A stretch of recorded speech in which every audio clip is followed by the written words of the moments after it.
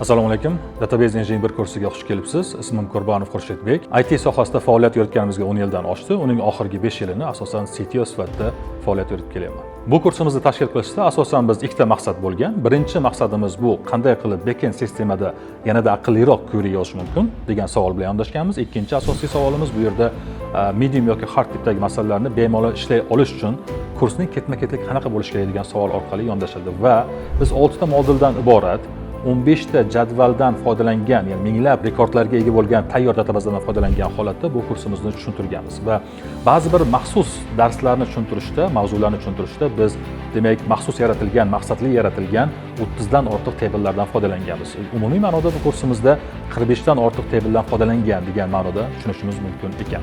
Database Engineering bir kursimizni boshqa kurslardan afzalligi SQL da mavjud bo'lgan 17 ta fishkani bir joyda to'plaganimizdir. Natijada biz taklif qilgan kurs plan va metodika Londondagi nufuzli konferensiyaga qabul qilindi.